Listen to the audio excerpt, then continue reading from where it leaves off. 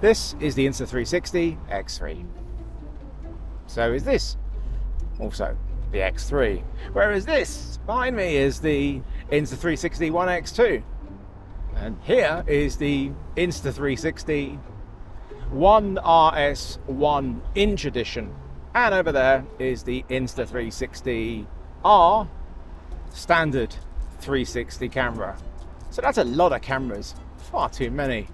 This review is not comparing them all, it's actually just about the X3, although I will be touching on some differences here. Okay, you look serious. I love that shit. Marijuana guys got the good wins. In this video, you're going to see a lot of footage from different places, including from my trip to New York, and most definitely used in different ways than you would normally expect and normally see these 360 cameras being used. There is not a single one wheel in this video, unless I accidentally catch one in a shot. There is no mountain biking, there is no skydiving, but there is a lot of creativity. I'm going to show you things and ways of using 360 cameras that you've not used before. I can't hear you. Why are you filming? I'm testing out the camera lens. Okay, well, it's my wife. So you try to... I am not filming your wife. Now technically this is not a review, for a simple reason that Insta360 have sponsored this video. So ethically I cannot call it a review. Even though everything I say in it, all my opinions are my own, and I would not be making a sponsored video about this camera if I didn't fully recommend it. And I do. And that's been the problem why I've not done any of the sponsored videos for Insta360 about their consumer cameras before. They've asked me, but there's always been issues. But they sent this to me, I tested it out and said, yes, I am happy. I'm happy to make a sponsored video. And that itself is, if you know me, you know my channel, you know that's quite a statement. It's not perfect. There's a few things that I would like to see improved, and I will be going over those. Everything about it is improved, apart from the size of the sensors, which are the same, 5.7K, but they are new sensors. We now have slightly bigger half-inch sensors, 2 of them, and the processing behind them is a lot better. So whilst we don't have more resolution, the image is a lot better than the X2 and the One R360 because of the new sensors and the processing. But it's only like 12% bigger sensor, so it's not massively bigger. I cover how the invisible selfie stick works, how the image is created from the 2 lenses, and also how the whole reframing in post works in my 1" edition review, so check that out if you want to know more in detail. What I want to focus on in this video is the X3 itself, and the way you can use it in other than the standard holding out in front of you, walking along shots. But there's so much more to the camera than that, some incredibly creative ways that perhaps you wouldn't normally think of using them for. I went to Sweden to teach a Sony workshop earlier this month. I didn't get much time to use the X3 there, but I still wanted to make something to post on social media on launch day, which was the day I flew home. I never put out my reviews when the embargo is lifted. I always wait a couple of weeks, as there's always so many videos and they get lost in them. In my hotel room in Sweden, I had a random typewriter. And it doesn't work. The keys keep sticking and the ribbon's dead. But it gave me something to film. Just gave me an idea and a way to use the camera in a different way.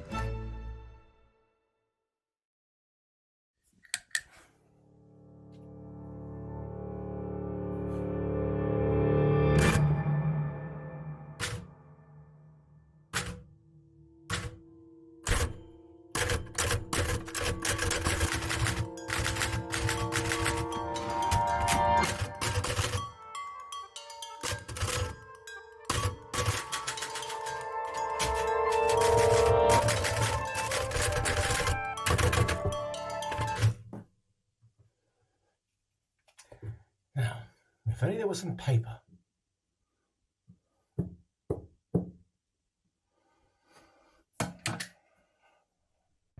Why on earth did I turn off the lights?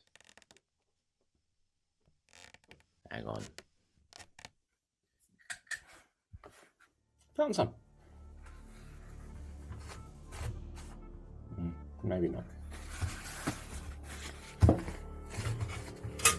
Oh.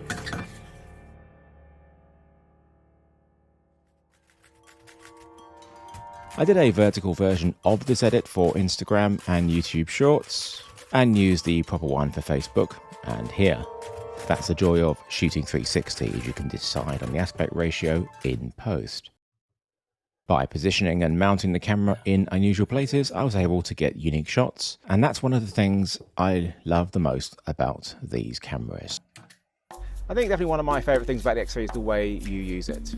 The user experience is so much nicer. You don't need to use the app. You've got a really nice big touch screen. It's all very obvious, very easy to use. Everything you want is on that. So that for me is one of the best things. It's a lot less fiddly. We can still only shoot at up to 30 frames per second in the 5.7K. If you need to go higher to 60p, then you will need to drop down to 4K. The 1-inch edition can only go up to 30p as well in 6K, which actually isn't that much bigger than 5.7K. The actual megapixels per camera, strictly speaking, are about 9 megapixels. That's exactly what you want when you combine them to get 5.7K. Because this is an actual quad Bayer sensor, if you do split the pixels up into 4, then you could get 4 times as many pixels, which gives you high resolution, which is one of the key things about this new model. Things like the ability to get a 72 megapixel still, and the ability on the single lens Steadicam mode, which is what I'm using right now, to actually shoot in 4K, which when the resolution is 2880 by 2880 per lens normally, that doesn't make sense. It does when you are looking at the fact they are quad Bayer. With no time to reflect on Sweden, I found myself back in New York. Another client had asked me to swing by to give a speech at their little shindig called Fujikina, down near Pier 76. It had been 5 long years since I had last seen these streets. They hadn't changed. The smell of food being sold on street corners, mixed with the dirty fumes, brought back a lot of memories, not all of them good. In a city with too many X's for my liking, I found myself with yet another two, the X3 and the Fuji X-H2S. I'd promised to show them the sights, and I try not to let a lady down. It was my last day and I took a cab to visit an old friend downtown. I'd already called my guy there a few days ago to get their blessing to bring my two X's with me. A few blocks away, I checked to see if I had any messages. There was one. It was from my guy. I was welcome to come in, but the X's would have to wait outside. After all the jobs I'd done for them over the years, this was unexpected. As I stared at the faded green of the shop sign, I felt myself being dragged in like a drug, knowing that sometimes to get results, you can't always play by the rules.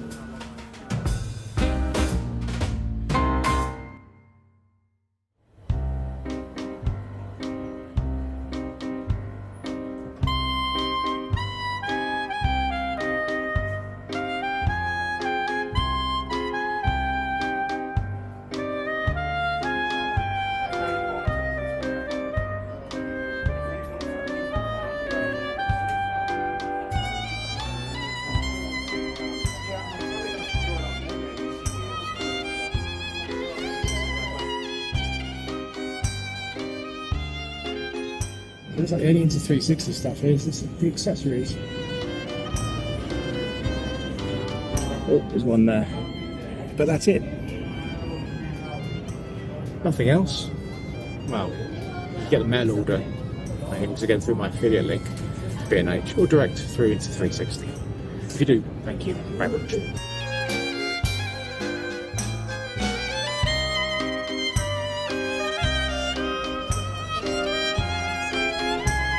How much?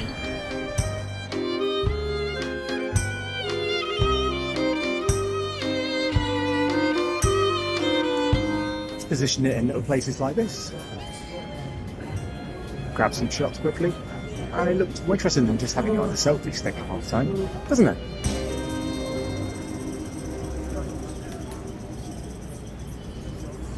I sneakily grabbed a few shots, despite not having official permission film in there. You know, it's just a tiny camera turned into a mobile phone, right? Anyway, out of protest for them not letting me film properly, I didn't spend any money in there whatsoever. So, there you go. Ha!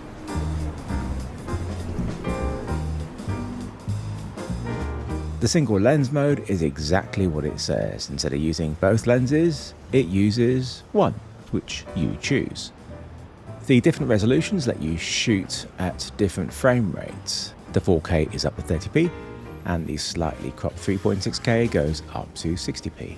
These are using the sensor's quad Bayer array to get that higher resolution.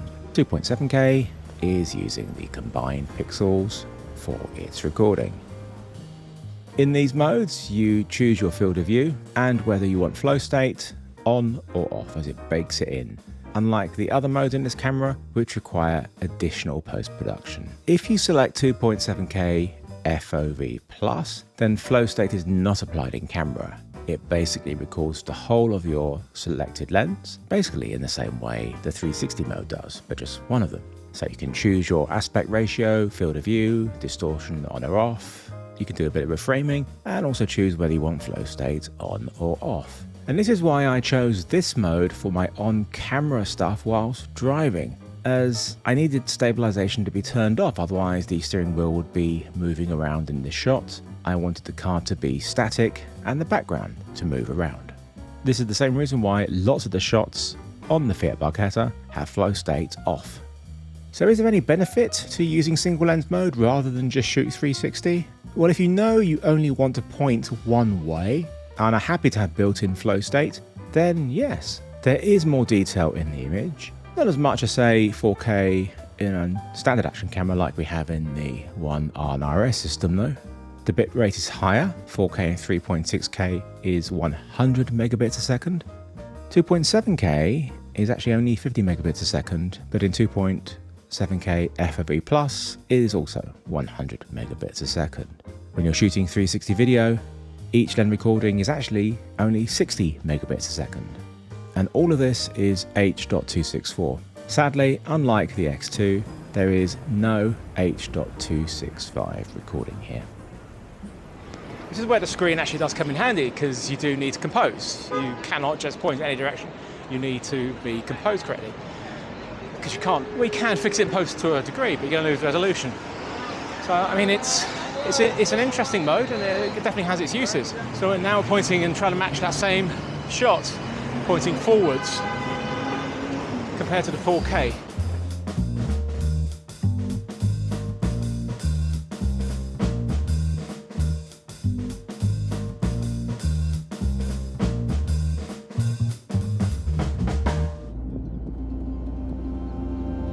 Personally, I think I will be sticking to shooting just in 360 most of the time because of that huge flexibility, both creatively and practically. One of the things that the X3 has, which the One X2 and the One X didn't have, which is incredibly important, is the ability to dial down your sharpness. So all of the cameras that can do it here, which is the 1-inch edition and the RS, have the sharpness setting set to low. You can go up to very high, there's a high, and then there's medium as well, but I just leave it at low. It's all artificial digital sharpening in camera, which you can do yourself in post, have that ability. When you're cropping in on any image, whether it is a 360 camera or a standard camera, you do not want artificial sharpening because it is going to make things look particularly bad. And we do crop in a lot, sometimes too much, on 360 cameras. So having the low sharpness on the X3 is a huge thing.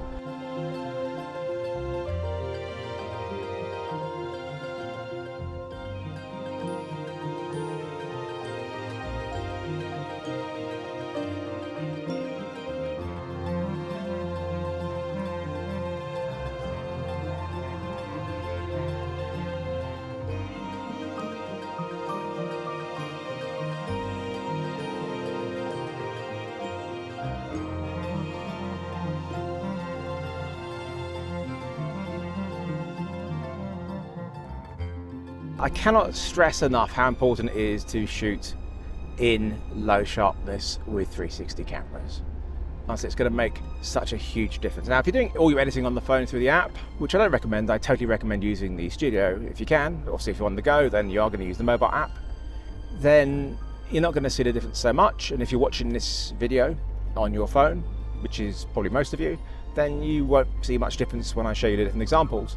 But trust me, it's a substantial difference. And if you ever want to be cutting your reframed 360 footage into your normal footage, then this is the only way you're going to be able to do it. Oh, I can't go down there. No. So that's annoying. I was hoping to do an entire circuit of Richmond Park, but it's closed.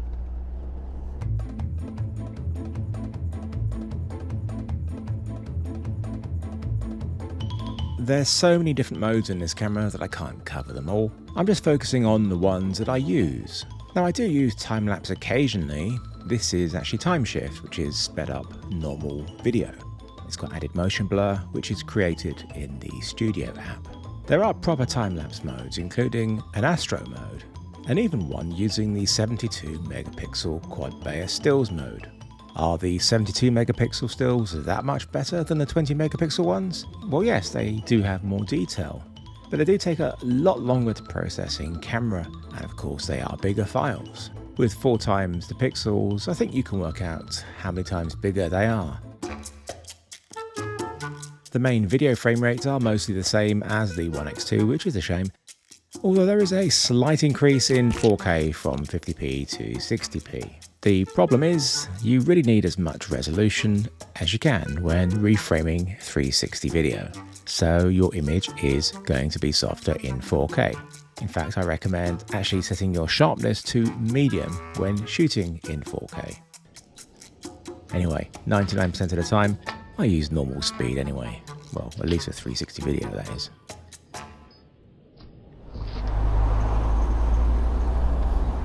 The single biggest thing that's pointed me about the 1-inch edition is the quality of the audio. This is not just isolated to that camera. The previous models are all the same. The internal microphone is not very good, but it's not just the quality of microphones, it is also the way that it records audio.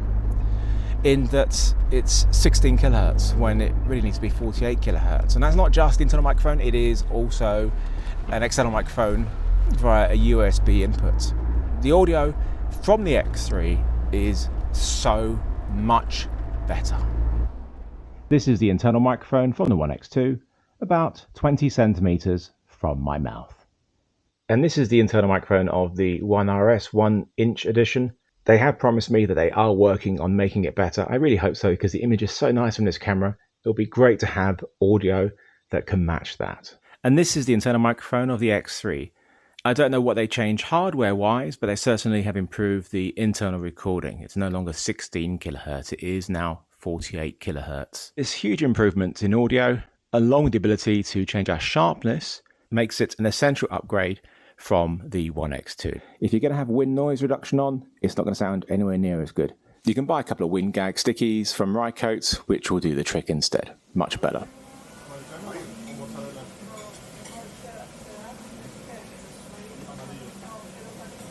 Are you ready, sir? Yeah, can I get a where is it? A Greek omelette, please. Greek? Yeah, can I have the eggs rolled on, please?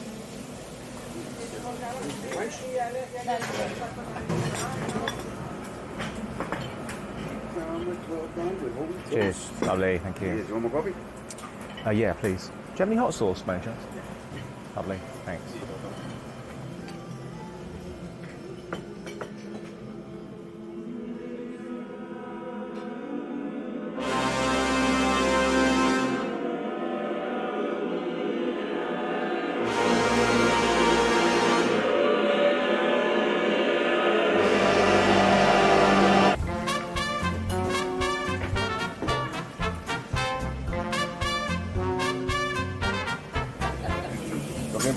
Yeah, great.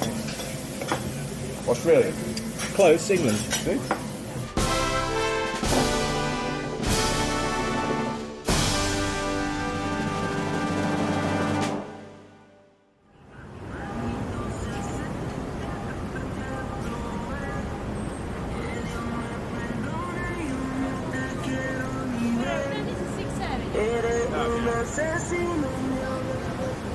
These are the DJI mics right now, and this is the audio recorded internally on that transmitter. It's not using the built-in mic of the DJI mic, it is using a much more expensive sound, can cost 11. But now recording onto the camera now, whereas before we used to have 16 kilohertz, now we actually do have 48 kilohertz, which of course is going to sound a lot better. Certainly a lot better than the internal mic in a place like this, which is just really not going to get you, is it? Although you can change the settings for the microphone. And you've got the stereo mode, which is the one that I've been using most of the time. And this is the direction focus, so it still records it normally, it's just there's like metadata, so when you go into the app, it will switch the microphone to the direction in which you are choosing for the camera. So I now move the camera away from me, you'll hear more of the sound. Then coming back onto me, you should hear me a bit clearer, but still, it's too noisy from an internal microphone. The cold shoe bracket to hold a wireless mic receiver, which you connect to the camera via the now stereo USB-C adapter, is designed for the Rode Wireless Go mics. Because I don't use those, I have to be really careful when using my DJI mics or even the Tentacle Sync, as there is a chance they might creep into the shot and not get cancelled out. And be especially careful of the cable too. Then you got challenging dynamic range like we do right now, or it was even worse a second ago when the sun was out. HDR can come in handy. Doesn't work in low light, you're going to get some artifacts. So it's for certain situations. Is it better than log? Well, I don't like the log on here at all. I just tend to shoot on the standard, but it's here if you want it. And the HDR is a good alternative.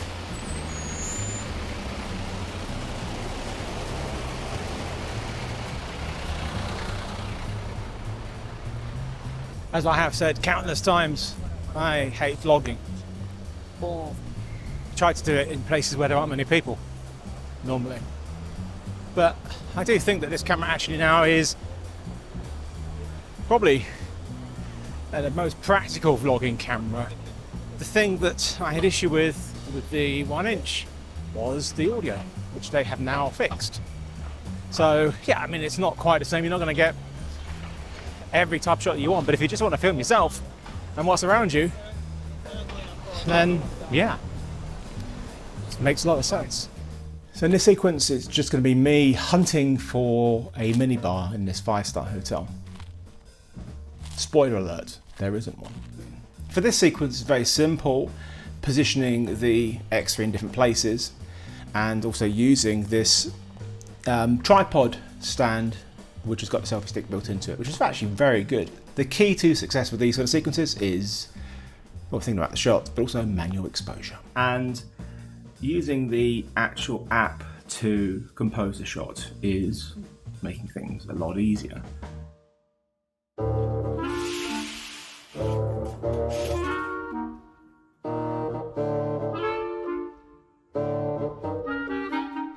Those books, mystery books,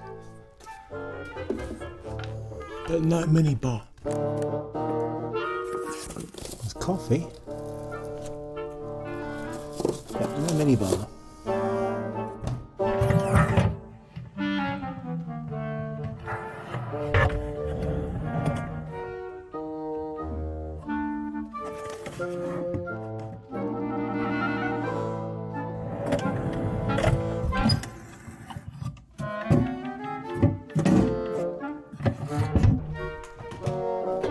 What the hell is this for?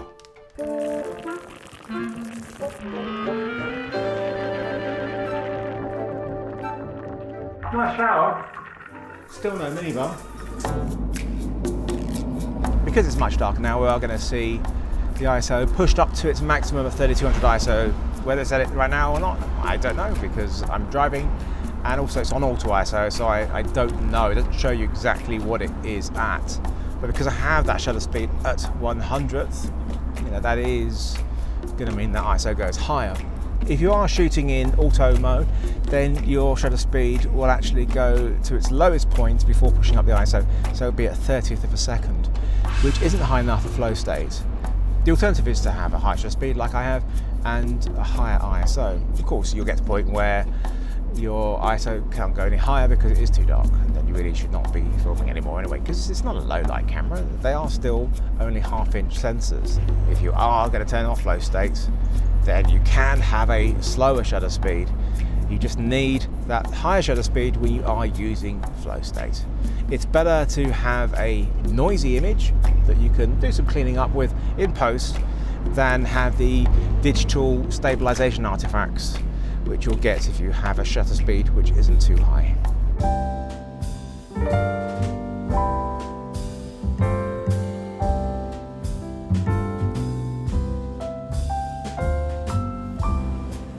One of my most common uses for 360 cameras is for behind the scenes shots for my camera reviews. The 360 camera is on a selfie stick and clamped onto the tripod or the camera in various positions. This can make it look like you have someone filming you, or can be used for unique looking shots. Here, the X3 and selfie stick is attached to the NATO rail of my Fuji X-H2S small rig cage, using a NATO clamp which lets me move the camera into different positions. With flow state on, it looks much the same as if you were holding the selfie stick yourself, apart from the fact your hands will look normal. Most of the time though, I will turn off flow state in this sort of situation, as it gives you great looking shots, which look very much like SnorriCam shots, but just a way simpler setup. In the Studio app, you can of course position the Fuji camera anywhere in the frame, but when I turn this video into a time shift, it looks really effective if I have the Fuji dead center of the frame. If you don't know whether you're going to be using flow state or not when you're filming, then just make sure that you have your shutter speed high enough so you won't get any stabilization artifacts. 25p 1/100th of a second is really bare minimum. Ideally, I would have it at 1/200th of a second. But it all depends on how much light you have. Times Square is very bright. I have ND on the Fuji. I've set my ISO to 800. The shutter speed is set to between 1/100th of a second and 1/200th of a second, depending on the shot. Okay, you look serious. I love that shit. But I got caught.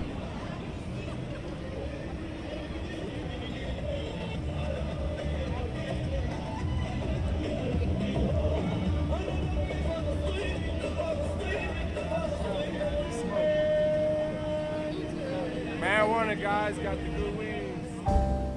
I really do think the X3 is a worthy upgrade to the 1X and 1X2, as well as the standard 360 camera on the R and RS systems. It's actually much better than I expected it to be. It is a shame they couldn't have increased the frame rates in the main modes, as it would be great to film in 5.7K at 50p or 60p. And I do hope that they'll be able to find a way to add H.265 encoding at some point, as the bitrate really does need to be higher. I expect 8K will come at some point to the smaller Insta360 cameras, but really they are going to need to use bigger sensors for this, like the 1-inch ones. Otherwise the pixels are just going to be too small and it's not going to give us a great image. So is it a better 360 camera than the 1-inch edition? Well, image-wise, no. The image is definitely better than the other Insta360 consumer cameras. It's just that the 1-inch camera does have sensors 4 times bigger, and it does make a difference. But it's a lot more money, is much heavier, isn't waterproof or water resistant, and it doesn't have the wonderful new screen and interface. Plus, of course, there's the audio, which isn't anywhere near as good as with the X3. Whilst the X3 is mostly being pushed as an action camera, and it's a very good one for that, as I've shown you in the video, it's capable of so much more than that if you start to think of how you can use it creatively. I will leave you with something that's not exclusive to the X3, but it's something I couldn't leave out of this video. It's part of the very fun ShotLab feature that's only available in the mobile app. Sky replacement is still one of my favourites, and it's very cool.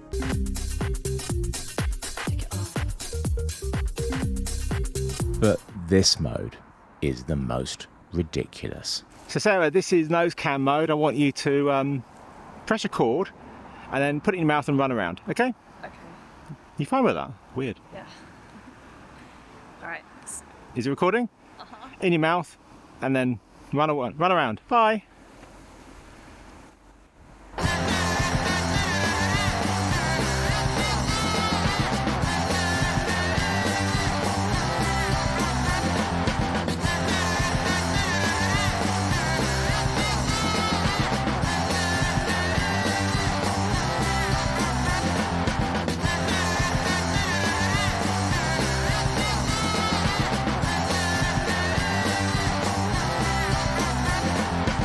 hate things in my mouth.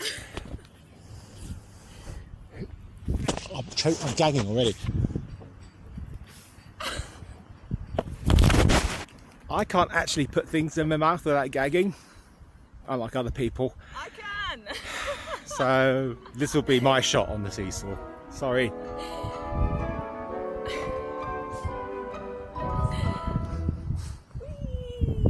So I think that'll be about 10 more minutes or so. So expect to be pushing back, hopefully at around about 8:15 local time. What I can tell you is we've got a nice quick flight time back to the UK, just 6 hours and 10 minutes this evening. So we'll be doing everything we possibly can to make up this lost time, have you arriving into London as close to our scheduled time for arrival as we possibly can.